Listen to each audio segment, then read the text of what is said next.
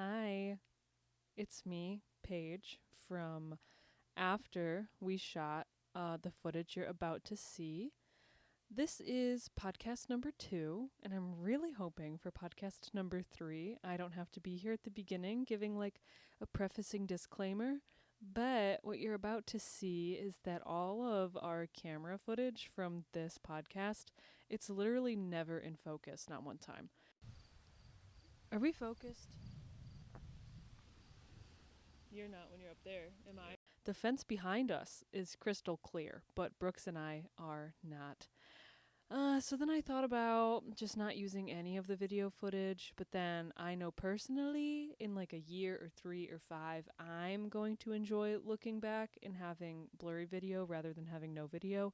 So it's there, and I added a few little pictures and a few little videos, so there's some stuff to see, even though this may be an episode that maybe is better to just listen to because it's out of focus the whole time.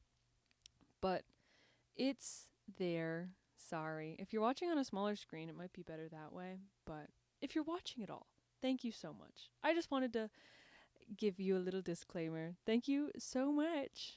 Here we go. Okay, hi. Hello. I'll be transparent. We just recorded a literal whole first half of this, and the cameras got it, and the pod track, we did not hit record. I feel like that's just classic, like, podcast error. Like, that, every, like, first podcast I think I've ever listened to, they're always like, hey, guys, our camera took a or something, you know? Yep. So, well, hopefully we never do that again. But, okay, hi, we're not as shy as we were in the first one. Maybe because so many people said, like, oh, my God, I saw your podcast, and we got affirmed.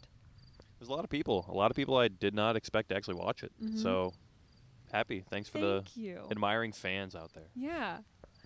So the fact that we've already had this conversation once, hopefully it'll be kind of succinct. We have all of our thoughts very well organized now. But we just got back from Mexico for a whole week. Brooks, why were we in Mexico for a week? My sister got married. Yay. Which, come to think of it, did we even mention that in the first recording of this? Yes, obviously, of course we did. Hopefully it's we did. The only thing we talked about. Funny. But yes, it was very beautiful. And that should really be like the thing that we are talking about the most. But it's not. It was well, let's preface. It was the most beautiful. It was fantastic. Her ceremony day was like, weather was gorgeous. I mean, it's hard for that place to not be gorgeous, but I mean, we had a couple of days down there that were a little insufferable. It was, you know? Extra gorgeous. It was pretty good. Yeah. Shuttle service, fantastic. I mean, just there weren't really any little hiccups or anything. Like, I feel like that happens in weddings sometimes, where you just get like these little itty bitty things that like are fun and they don't like ruin the experience, but like there just wasn't any of that. I feel like, you know, it was, I couldn't get over how pretty it was. It was so pretty. Like, the ocean every day was pretty, but then with like, they had a canopy and it had fabric, so the fabric was flowing in the wind. It was so pretty, and your sister looked so pretty, and Tony looked so pretty, and everyone looked so who doesn't love weddings? It was so nice. Yeah, it was gorgeous. Congratulations to the newlyweds. Congratulations to their parents. Congratulations to their brothers. And congratulations to their girlfriends. How's that for an intro? Last time we couldn't even do an intro for anything. No, yeah, not at all. And now we're congratulating ourselves off of someone else's wedding. Okay, let's get into it. The first thing I have there are things that you do on vacation that you could do in your everyday life. And because you're on vacation, you do them. And then you should bring them back to your everyday life. That is what I was telling myself while I was on vacation. I was like, don't get sad that vacation is done and be all desperate that like, oh my God, we didn't fit that in. Write it down. You can do it at home. I promise. Most of the time. And one of those things is sushi. We had a good bit of sushi on this vacation, and it's a reminder to me that we love sushi and we have to seek it out more because we both just eat like Kroger sushi. Yeah, absolutely. It wasn't like a huge list of sushi, but it was just enough for, if you guys know like Chick-fil-A's menu, where like you have like a good couple of items to choose from, but like it's not like 20 items where you're like, oh my god, what am I gonna order? You know, it was like That's a good comparison. Yes. Thanks. Yeah, I just thought of that. Yeah, there was the what was the one that we thought was really yummy? That was kind of more American. I hate that the tempura. It's like fried. There's like mayonnaise in it. Yeah, it's like, it feels like the most American one because it's just fried and like full of cheese and you dip it in soy sauce. But but it's so great. I wanted to go get it the last night so bad. Like even just go and order it and eat it and then leave. But it didn't happen. Mm-hmm. But that's what I'm talking about though, because I was like, you know what? It doesn't die with vacation. It was born here and I'm taking it home with me. Mm-hmm. So it was inspiring to me that like I need to not be shy of sushi. I can handle it. We can do it. And on top of that, I also got nigiri while I was down there, which is, for anyone that doesn't know, raw fish on top of what I believe is just a little like rice bed. Super simple. I love both of those things, and yeah, it was great. Yeah. Don't need to do anything special there. It was fantastic. The other thing that we are not leaving on vacation is karaoke. There was karaoke at the resort. 2 days. I did not do it in the first day. Second day was a contest. I did participate.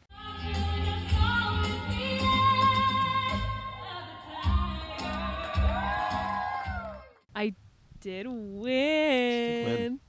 Which was very fun. And she took a song that I did not expect her to take, which, with her reasoning, makes a lot of sense. She sang "Eye of the Tiger," and she sang the hell out of it. It was fantastic. Thank you. My issue with karaoke is I don't know songs. Like songs that I feel like everyone knows every single word to. I don't know the words. I don't know how I stunted myself. I don't know if it was musical theater, like as a child, so I was only listening to like Legally Blonde and Seussical, and I wasn't listening to like Queen and ABBA, but I like feel like I don't know any song all the way through. Eye of the Tiger, I know her inside and outside. I said that is very comfortable, and it feels like a good omen to me because my family loves the Rocky movies, and I just knew that they were with me in that moment. I was singing for them. But yes, that was a blast, and Brooks kind of wanted to do karaoke, but you didn't get the chance to. No, I knew that I would have enjoyed it if I had gone up there. But it's always karaoke has such a, at least in my mind, has such a big like. You have to get up this like cliff, this mountain of like anxiety. Yeah. The first time you go. Yep.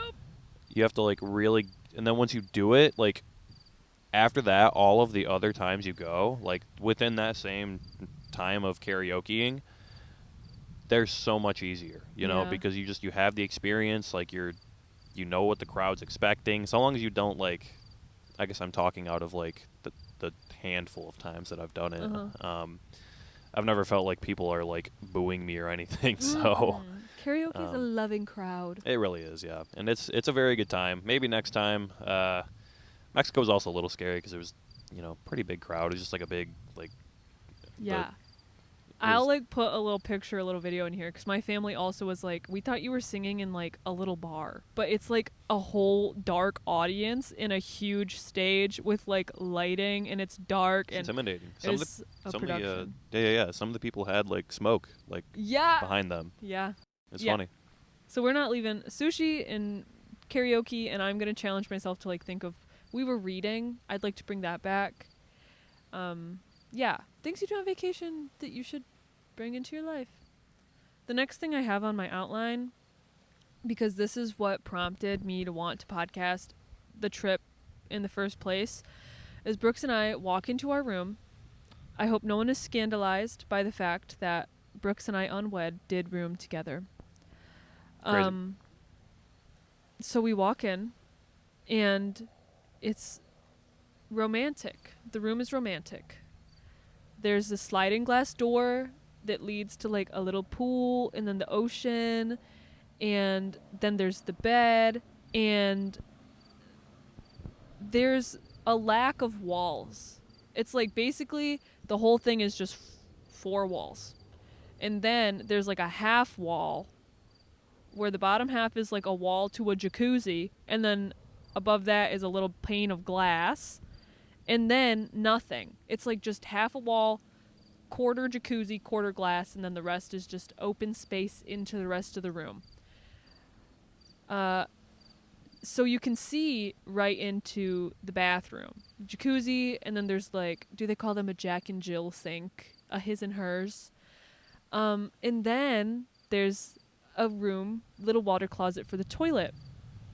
And it doesn't have a full door, which just floored me. I said, this room is so romantic, and then we surpass romance into humility and shame. Yes,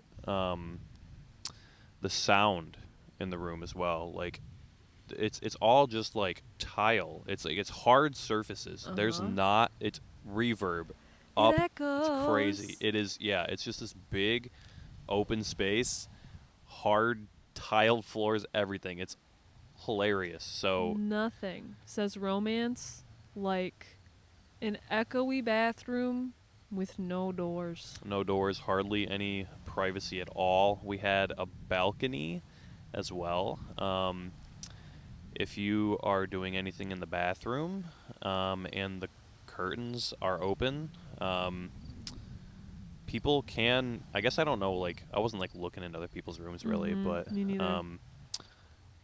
I doubt there was much tint on like the doors, you know, so they like probably could just see inside. If you knew where to look, I don't know how deep into the room you could have seen, but the room was just so open. If you were standing at either side of the room and you were looking through, like you could be standing at the door and you're looking through the bathroom, through the bedroom, through the door out to the ocean. Which is like, it's sweet. If it had just a door to the toilet, it would have been so romantic. But there was nowhere to hide. There was nowhere to hide. We ever. were one individual in that room. Yeah. I like being two. It's better that way. And it feels funny because we're saying everything twice because we had this conversation one time already. But I know couples where that would not bother them at all. Like, they can do the bathroom door wide open. Like, that's like how close they are. That's just not like, that's not our journey. That's not where we're at. Yeah, no, not quite. I don't know if that's a time thing or a permanent fixture. I have no idea. We'll see. But it was funny. I had a picture of it. I'll put it here so you can kind of get... it, like, had a door. It was, like, a high school bathroom door, but it was, like, frosted glass. And it had a big old gap running down this... Oh, God.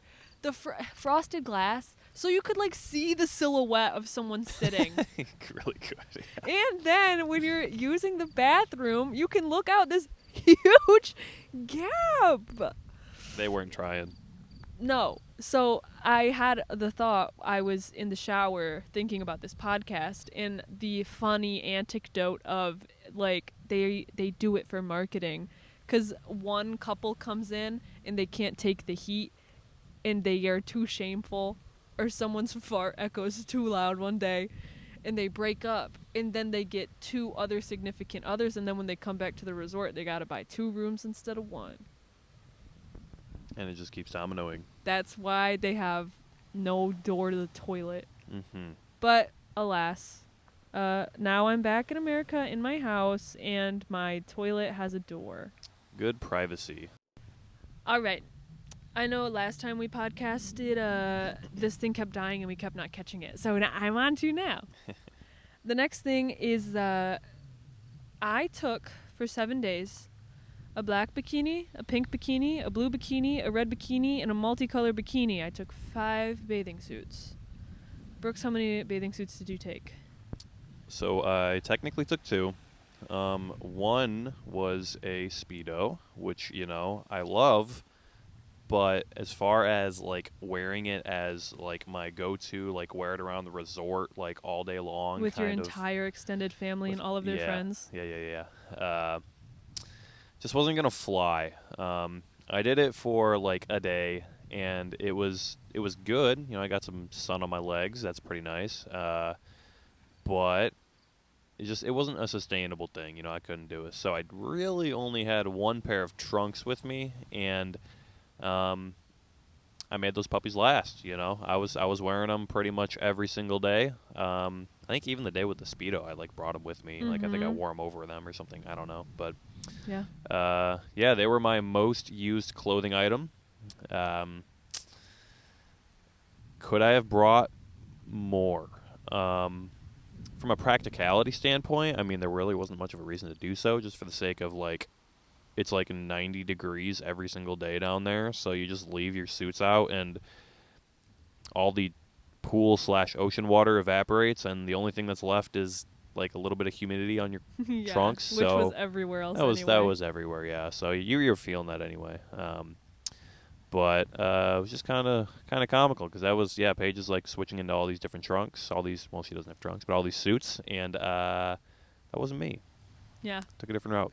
We tried to do, because I packed a lot. I packed my carry-on, my personal item. I had an outfit for every day. I had 5 bikinis, and then I had a different outfit for every single night. And then when I found out I had a little bit more space in my bag, how, I don't know, but I had a little more space, I packed some more. So I definitely overpacked.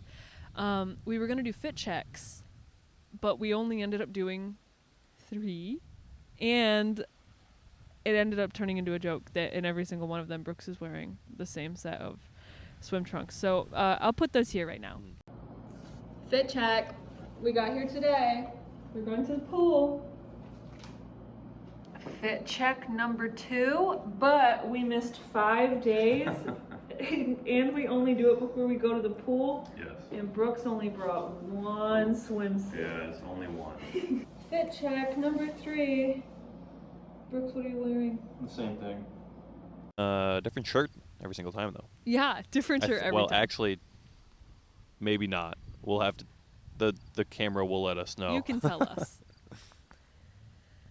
The next little thing I have, we probably don't have to talk on it a lot, but I thought it was funny. And when we were in Mexico, I wrote it in my notes app, so a lot of the restaurants on the resort are, like, themed to different things. Like, there's a pizzeria. There's a place that serves Italian food. There's a place that serves Japanese food. And the fact that, like, there was a little bit of a language barrier between us and our waiter, because we speak English and they speak Spanish, and I speak, like, poco, teeny weeny Spanish, and they spoke they spoke English, but there was still a language barrier. And then for us to be speaking Italian to each other yeah, in Japanese, I just thought, wow, we are making this hard for each other. Yeah, I think they were busting out, like, I don't know if, like, French is just, like, the, like, cuisine, or, like, the what am I looking for? The etiquette? Yeah. Yeah, like, etiquette language. Respect. I heard some messieurs, some madames, like, I mean,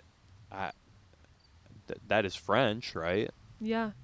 I mean, I don't, so, like, we are in Mexico, and they're, like, it's just funny, because you prep for one thing, and then, like, you're slapped with some other unknown, like, what are you saying? Yeah.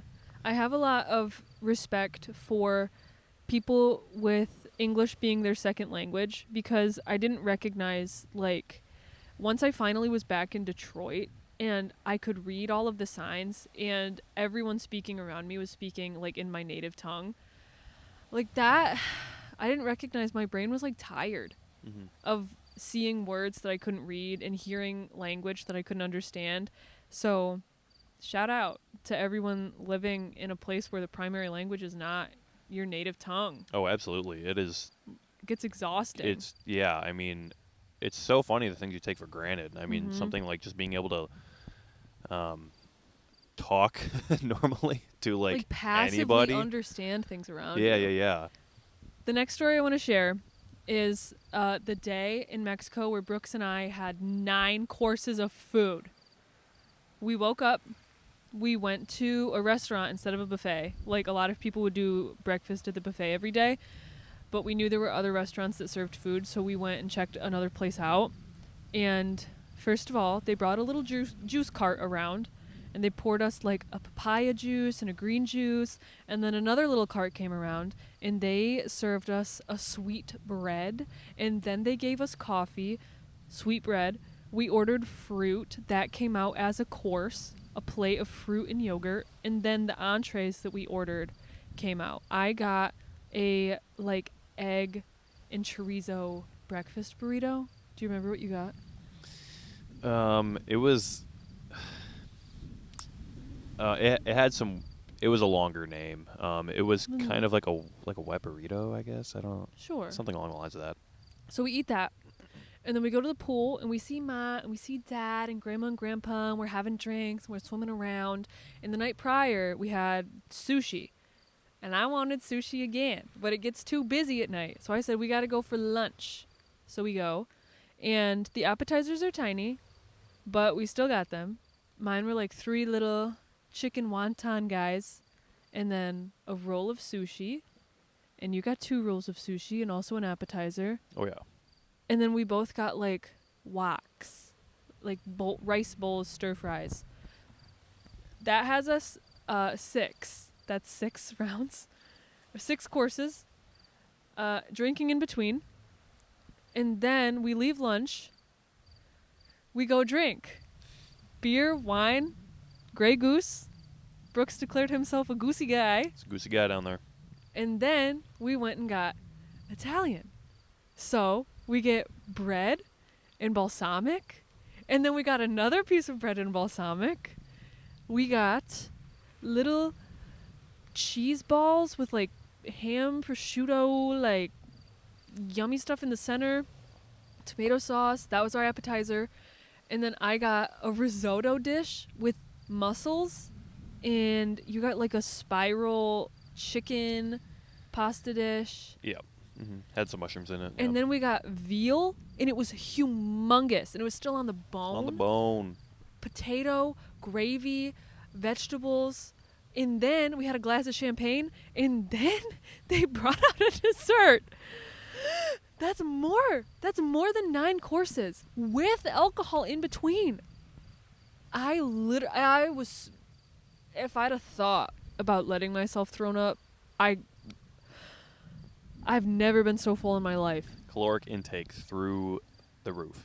We just hadn't been to the Italian restaurant yet. I felt like we had to go. So we went, and then I didn't know, like, the menu, it didn't insist that you do courses, but it encouraged courses. Like, the descriptions for everything was like, this is what a typical Italian diet has here, and then they have a pasta, and then they have a protein, and then they have a dessert, and do you want wine?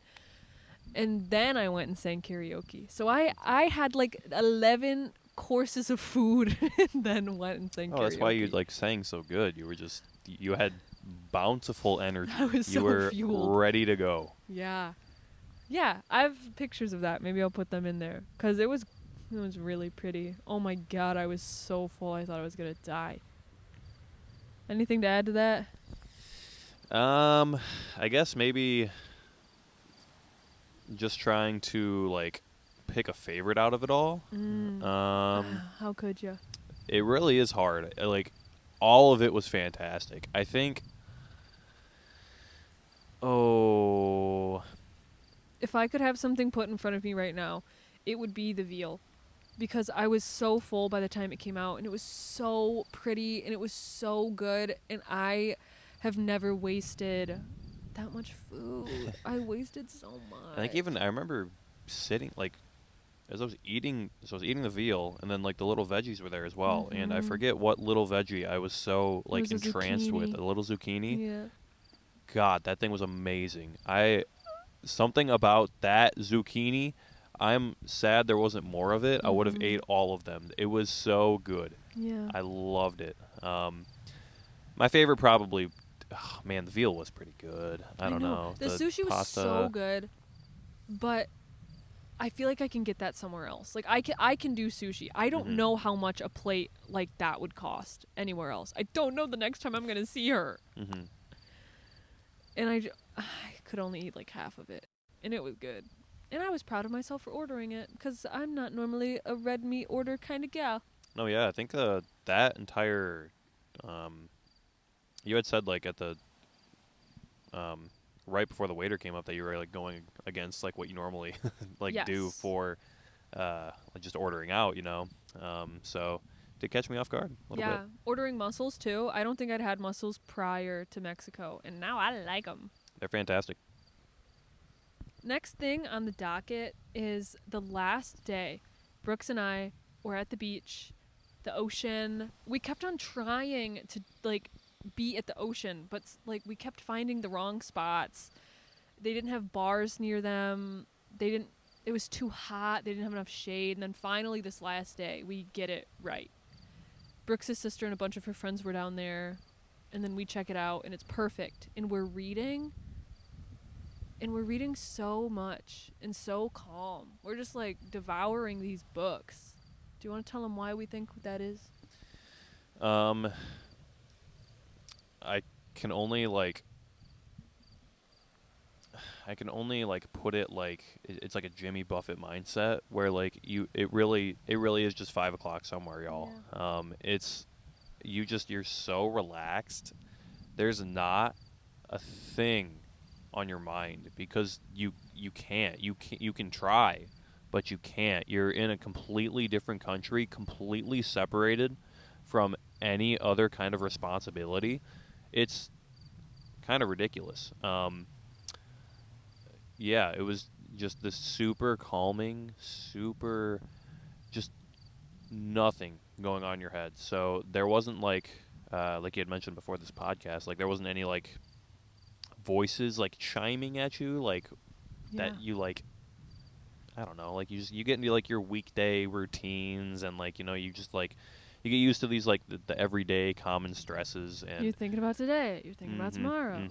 You're just prepping for like literally everything. And that's not down there. It is so easy to just be so mindful and just be in the moment that like yeah, I was just Yeah. going through my book. Like it was it was perfect. It really was great. Yeah. I didn't even think about it until you mentioned it to me. I'm like moving my beach chair, and he's like, I'm reading so fast. And I was like, oh, I guess I'm reading kind of fast too. And then I recognized that there weren't two voices going on in my head. Not even fast as well, like fast, but also like I think sometimes I have like a hard time like really visualizing like what it is I'm reading. Mm-hmm. Like I'll understand the words, but I won't like paint the pretty pictures in my head, Comprehending. Yeah, exactly. Right. Yeah. The whole reading comprehension part, right. I it was so easy. Again, as it turns out, like you can only use so much, like your brain's only got so much energy, I guess. So if you're just like really using it on a bunch of gobbledygook, reading gets a lot harder. Just like mindfulness. Just like in the moment, reading a book. It was nice. It may have been like one of my favorite things we did down there, which is funny because you could do that up here. But again, like Yay! We'll bring it home. Yeah, we brought it home. There we go. Yeah, it was really nice. Last thing I have is just Brooks and I had this little thing when we very first met that I swore I would have sold my car on it. I was positive I could out-eat him. I was so sure. He's such a thin guy. I said no. There's no way. Let's bring it down to chicken chunks. Let's bring it down to McNuggets. Like I can out-eat you 1,000,000%. No. I've decided that I cannot. I don't know if past me could have. Maybe I'll still fight for me today. Not a chance. I turned my brain off, You just there's food on a plate, you eat the food, you know? So that's all I was doing. While I was down in Mexico, that 9-course day that we had, it was like, plate in front of me, eat the food, great. Another plate, eat the food, great. What's that, a plate? Eat the food, great. And you just keep doing it. And it all just tastes so yummy. So it's hard to actually stop yourself, even if you wanted to. So yeah, I don't regret it one bit. I was impressed. I cannot tell you enough. I swore to the Lord I could out eat this guy, and now I've never been more sure that I sure cannot. That was a little gag when we did first start dating. Yeah, that was. It was hardly a gag for me. I was so sure. We never proved it back in the day, so maybe we should do it. Maybe we should. Maybe that's the next podcast is the food challenge. The chicken McNuggets. I could still eat good amount of chicken McNuggets, I think, so. Maybe we'll do that. Mm-hmm. But yeah, that's everything I have on my list. It was really good. I came home and whatever deity is up there, I was like, thank you for safety. We all were safe. We all were healthy. We all got there. We all got home. And what else you can't complain about that. Yeah, no, not a lot of complaints at all. I think our plane ride going to there was pretty easy on the way home. Little turbulent coming into Detroit. Teeny weeny. Was sweating a little bit, but nothing. I feel like I've felt worse. Mm-hmm. We didn't have any whoa, we just fell out of the sky kind of turbulence. It wasn't long turbulent. It was short time wise, but it was kind of big movement wise. And it didn't help that apparently back at home we had a tornado watch or something. So that was also just while we're going through this turbulence, it's hey, you're just flying through a tornado right now. Yeah. And that kind of, I don't know, got to me a little bit. But yeah, beautiful bride, beautiful groom. Think they'll have a beautiful life. It was fun spending time with your parents. I owe them the biggest thank you I've ever owed anyone. They really kind of sponsored my trip. They sponsored my trip too. Thanks, Mom and Dad. Yeah, thanks, Tammy. Thanks, Mike. It was really good. It was really fun. I'm sure there will be more stories, but we're home. I'm happy to be home. Time to get down to business. Down to business. Thanks for watching. Thank you. We'll see you next time. We'll see you next time. Love ya. Love you. Be nice.